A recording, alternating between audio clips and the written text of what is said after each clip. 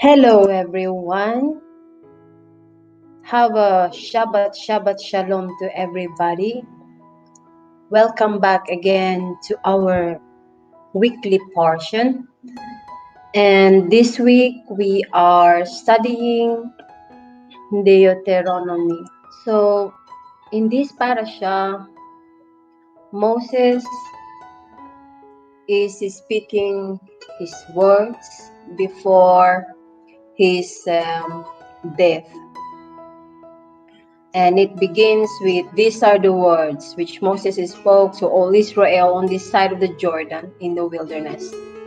Last week, the readings in the book of Bamidbar or Numbers concluded with the double Torah portion of Matot Masei. This week, we begin the book of Devarim or Deuteronomy with the Torah portion that is also called Devarim.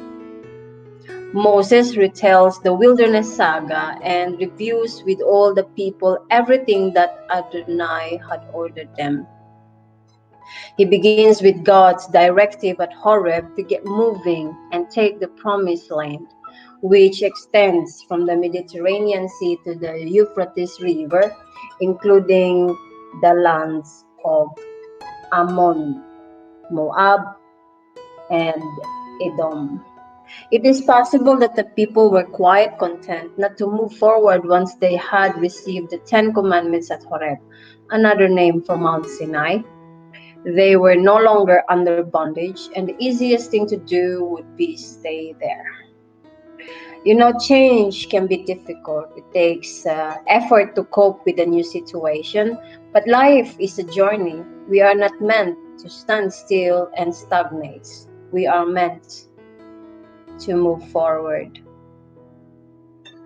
In this parasha, Moses reminds the new generation that before the Israelites left Horeb, he had to create a system of leaders in charge of thousands, hundreds, fifties, and tens, because their quarrelsome nature has been such a heavy burden.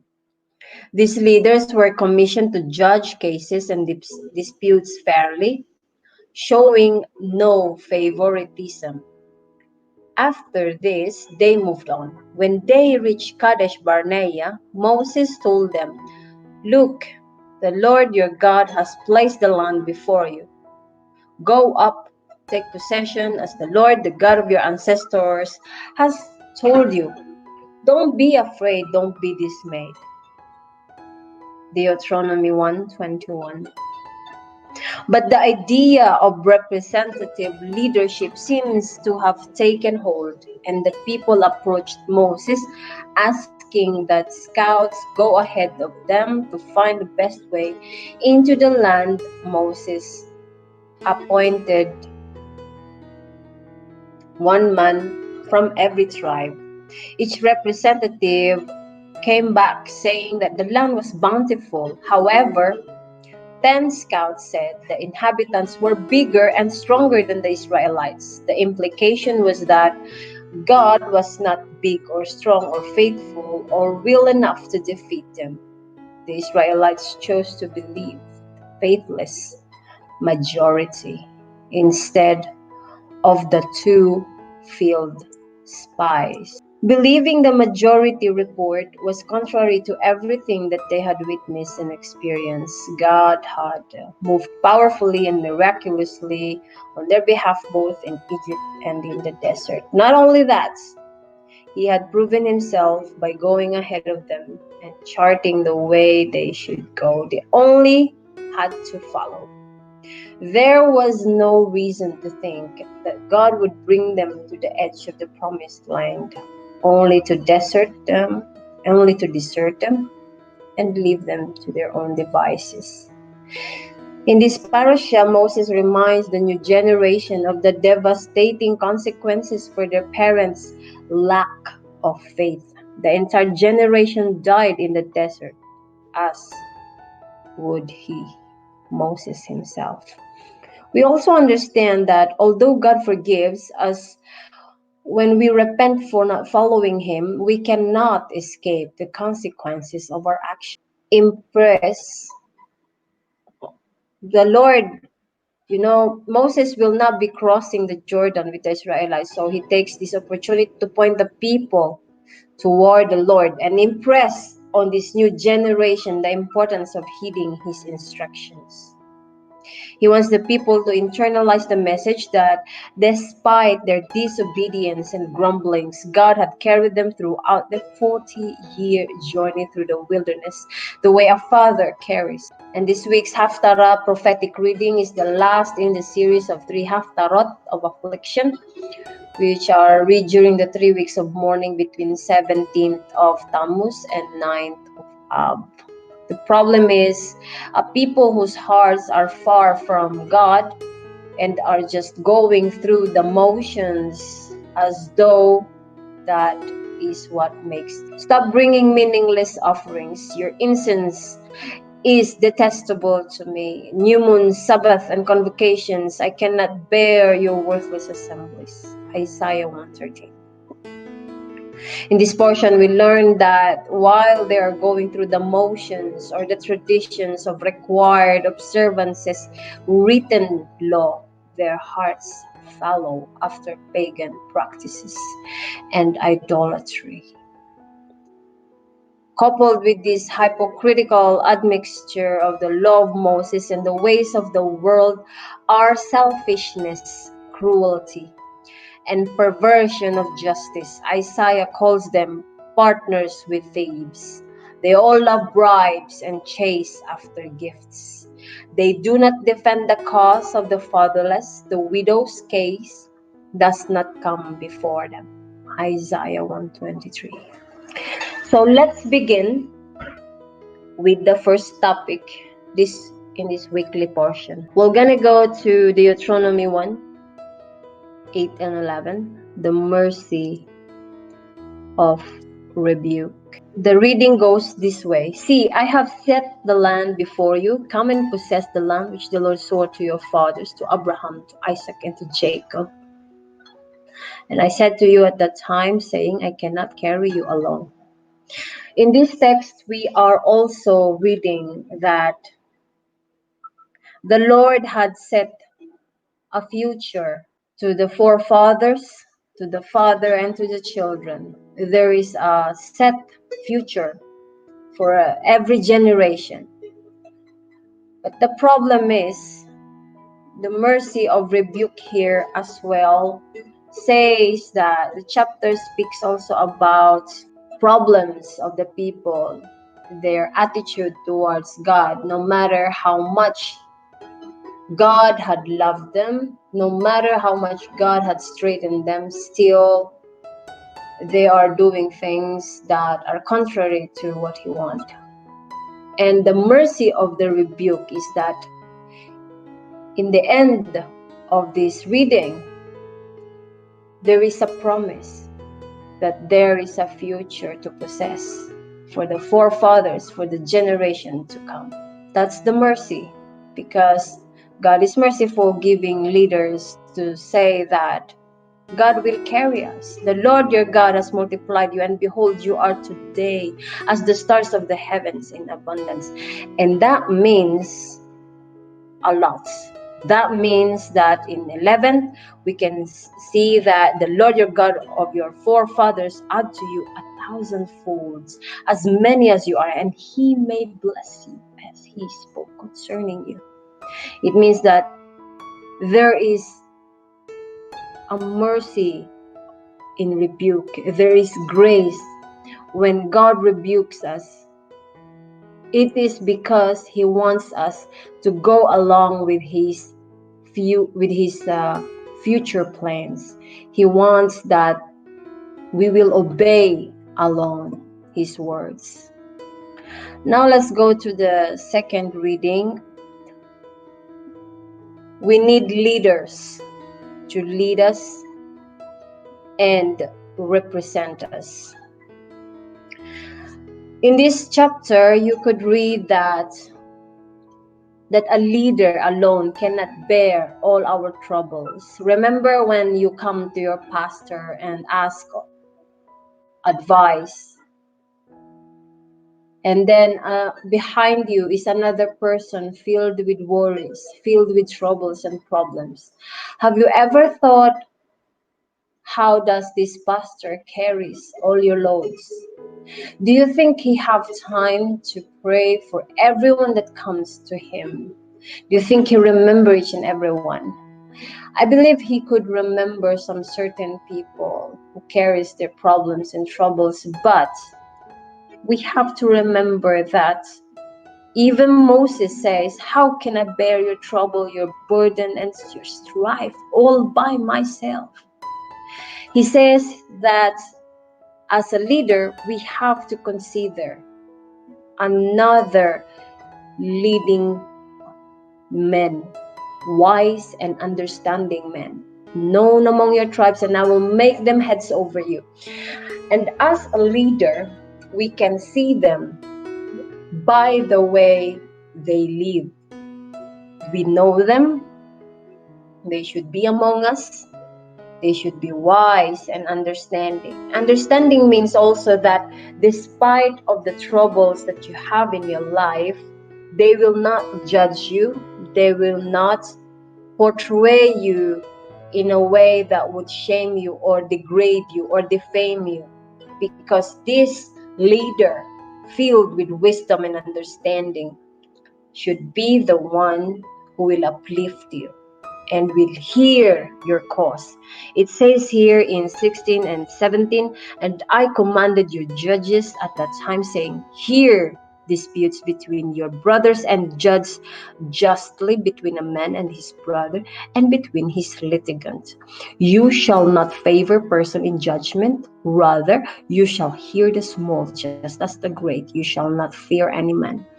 So this portion or this reading also represents a person's requirement to become a leader. When we need leaders, we need them to listen to our cries. We need them to listen to both parties.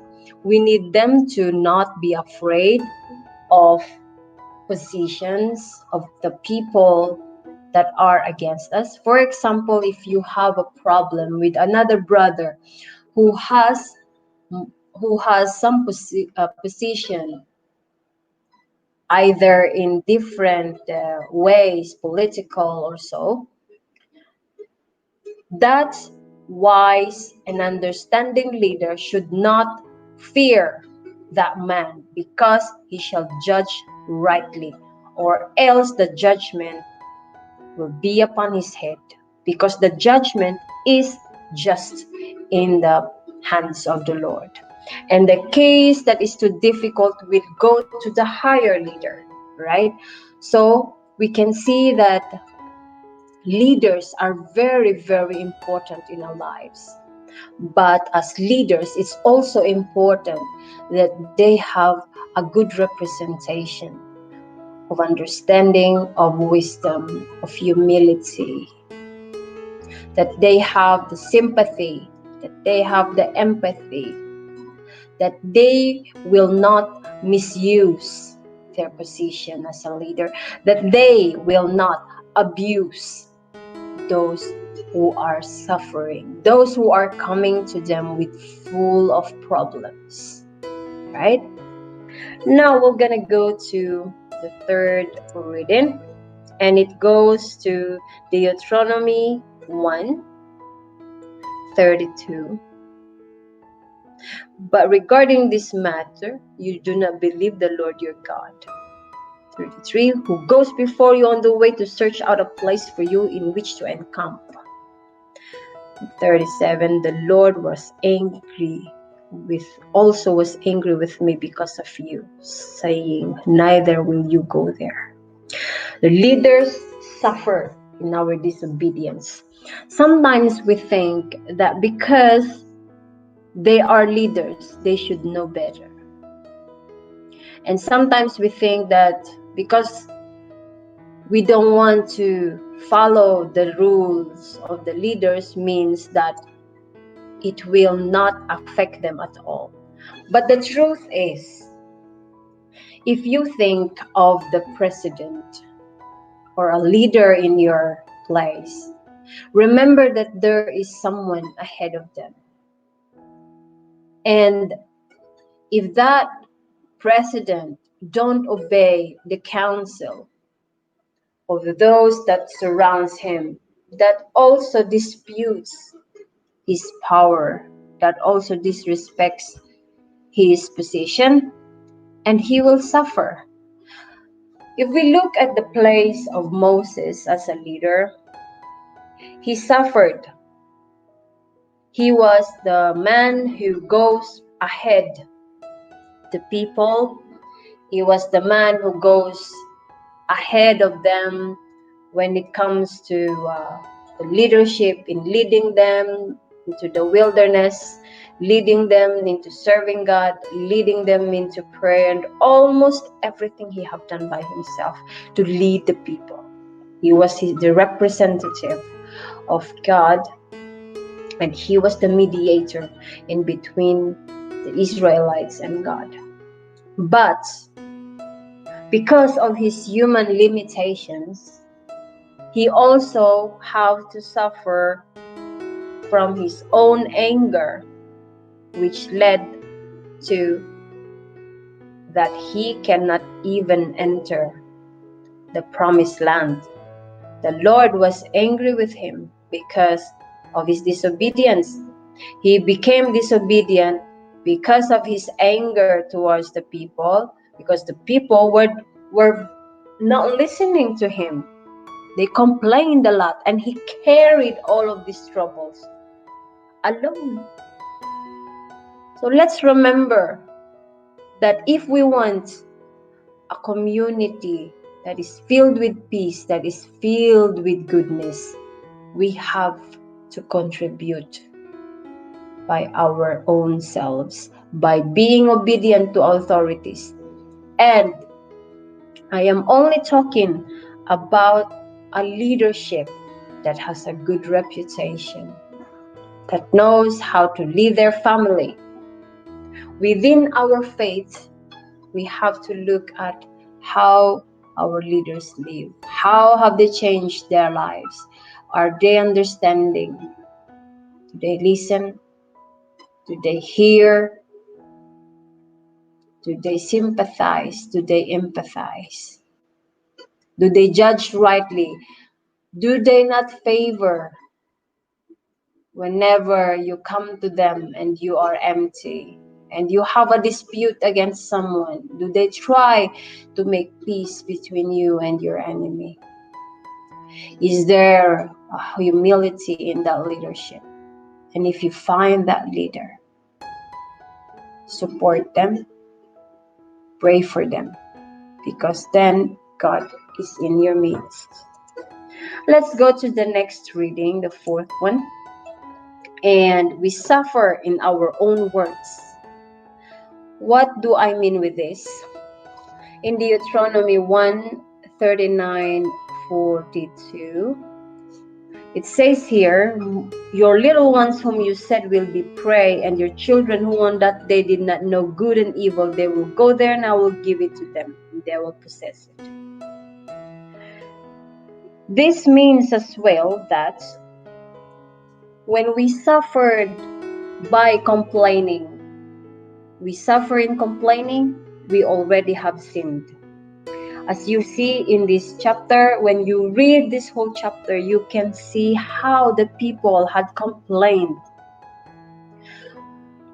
When they were afraid, when God said to them, don't go to that mountain because I will not be with you, even if you pack up yourself and fight against the people or your enemies. When they said, we will go to the mountains of the Amorites. And what happened? They were defeated. They were defeated in Seir. So what I mean is, there are times in our life when we try to do things on our own way, and God is not with us. It's not working well with these things that we plan. Put it down a little bit. Calm down. There is time for everything.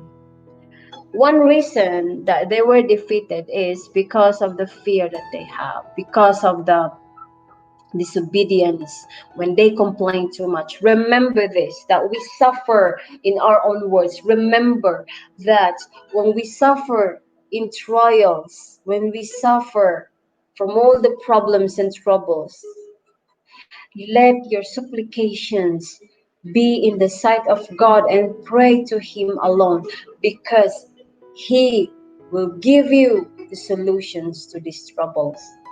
Remember that when you complain, God hears you in your heart. God hears you in your tents, and God hears you when whatever you say, even in your mind. He knows them. He knows them, therefore, do not allow yourself to suffer in your own words. Release the power. Release the power of prayer. Release the power of asking help from God, and He will sustain you. Let your tongue praise the Lord and refrain from complaints, even for your children. Release thanksgiving. Now let's go over to the boundaries with responsibility. Now, when we look at this reading in chapter 2, verse 4 and 5, it says that they have to pass a boundary of their kinsmen, is their countrymen, the children of Esau who dwell in Seir. They will be afraid of you. Be very careful. And then do not provoke them, for I will not give you any of their land, not so much as a footstep, because I have given Mount Seir to Esau for an inheritance. What does this mean?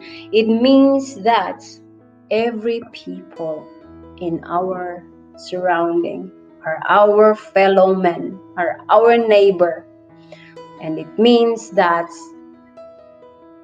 we have to be very careful in treating them. Sometimes they can be threatened.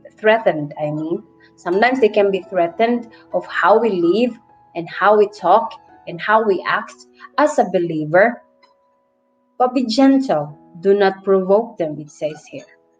Because they have something that is promised only for them and not for us. And it also means that we do not have to be jealous of what they have, because it will never be with us.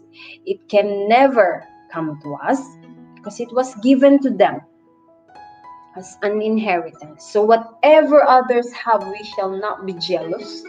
Whatever others have, we shall have the responsibility in boundaries. And we have to treat them with respect. It says in the continuation verses that we shall be honest here. You shall buy from them with money. You shall buy food with money that you may eat. So it means that honesty in your business towards your other fellow men, towards your neighbor, towards other people, because the Lord your God has blessed you in all the work of your hand. He says you are already blessed. Therefore, you have to have the responsibility to respect the boundaries of others without provocation, without envy. It also means in provocation to not enter their private lives, to do not enter their privacy. All right? So, He knows of your walking. He knows your trials. He knows your hardships. And you will never lack nothing. You have never lacked nothing, it says here. Now let's go to the Saturday reading, the last one, the sixth reading, and it is in 31. Behold, I have begun to deliver Sihon and his land before you. Begin to drive him out. So what does this mean? It means that victories are results of obedience. It says that the Lord already had promised them a future. already had promised them something to possess. And the Lord had already delivered into your hand victories that you are able to conquer anything, depending on where the Lord sets you, depending on where the Lord leads you and put you. That is where the Lord says, you take this because I have given this to you. You may inherit this, right? So if we make this as an example to our child and we say, here is your food, but we didn't say eat it, the child will not eat it. It just say, here is your food, but you do not give it. But God says to us, here is your blessing, possess it and get it, right? So it also means that we do not have to be lazy. We have to work as well for it. We have to deal with it, work for it, strive hard for it, because it is already given to us.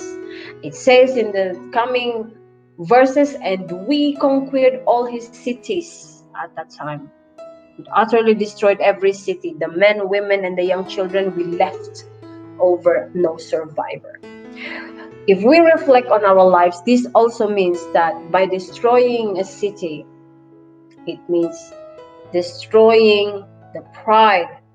You know, a city means the popularity, the men, women, and the young children. This also means that we have to conquer these attributes, the negative ones that we have in our characters, and we will leave nothing.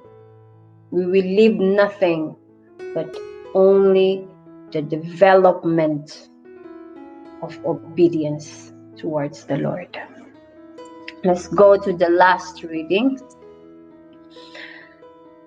And it says here in Deuteronomy 3:20, until the Lord has given rest to your brothers, just as he did for you, and until they also possess the land which the Lord your God is giving them on the other side of Jordan, then every man shall return to his possession which I have given to you. This means that we have to lift up one another in success.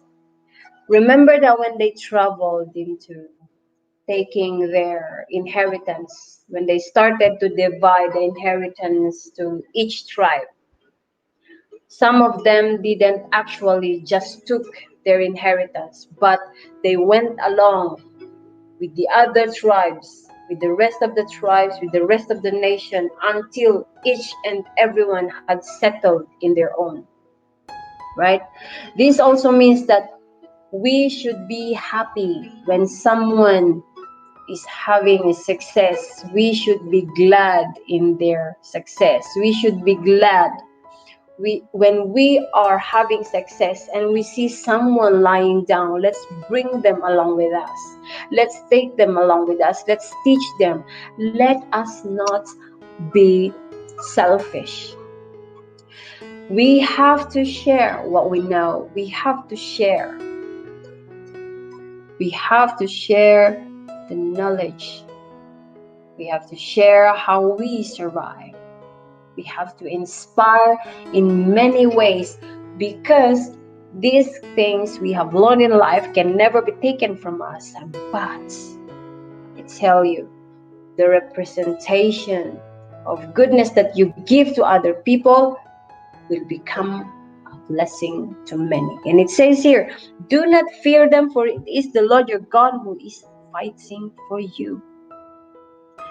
So, if we read back, your eyes have seen all that the Lord your God has done to these two kings. It also means that we have seen all the miracles that God had done in our lives, how we survived all the trials. Imagine those things you have passed in your life before, which brought you here today, which brought you to where you are now. And imagine when you thought at those times that you are dying, those times that you think of giving up, those times you think that it's enough, those times you think of quitting. It was because of the Lord had given you the strength. You have defeated them. It had made you a conqueror.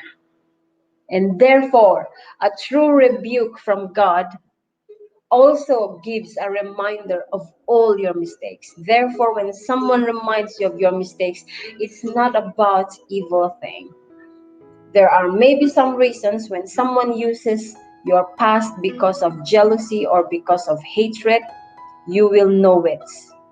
But if someone reminds you of the past because you are going astray, you have to accept it. You just have to be quiet and refrain your lips from complaining.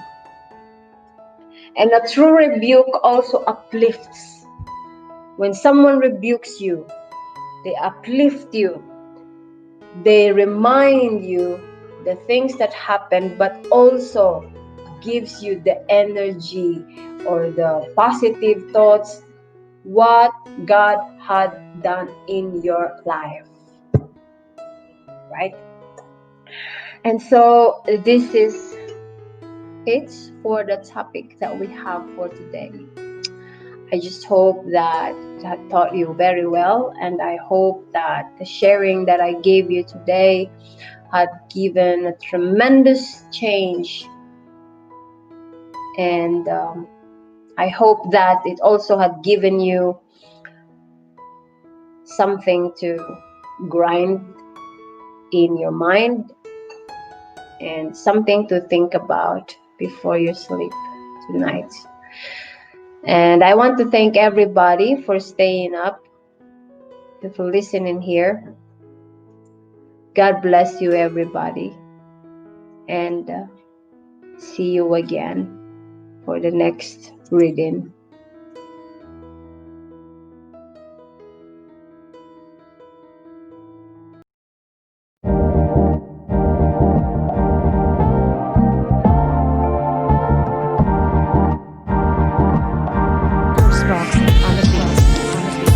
Takot ay balot nila, laman ng kahapon.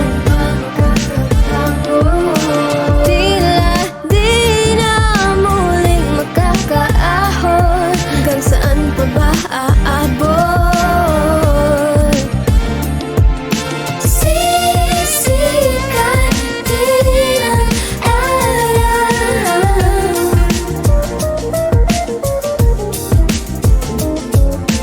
bagong bukas ay matatag na.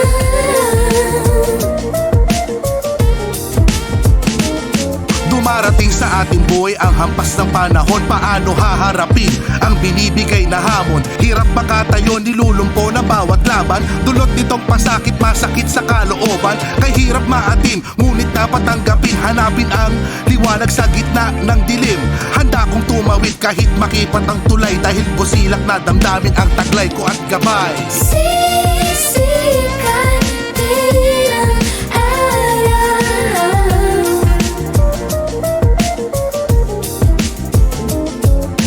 bagong bukas ay matatag na.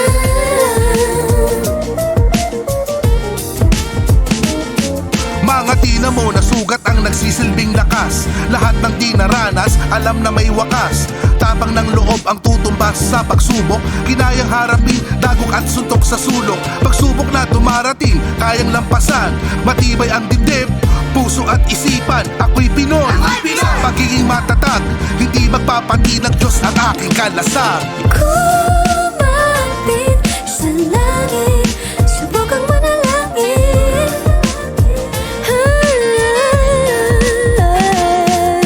Ang lahat ay lilipasin, bagong umaga'y paparating.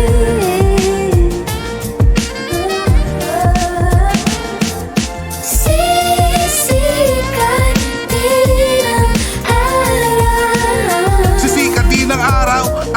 mga pangarap ay hindi aayaw. Bagong bukas ay matatanaw. Bagong bukas ay matatanaw at ating tagumpay sabay-sabay isigaw. At ating tagumpay sabay-sabay isigaw. Bagong bukas ay matatanaw at ating tagumpay sabay-sabay isigaw.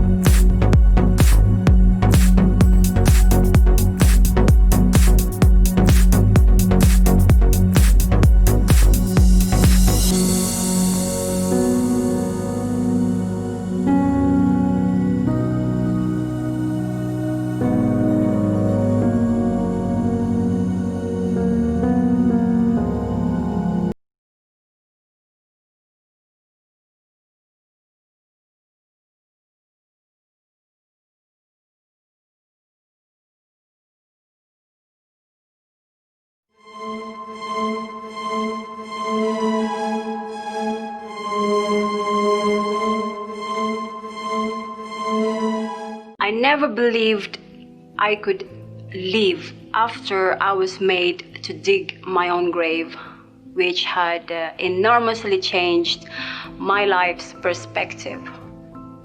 This story might help you understand. It might be you or someone you know that needs to know how I overcome the darkest moment of my life.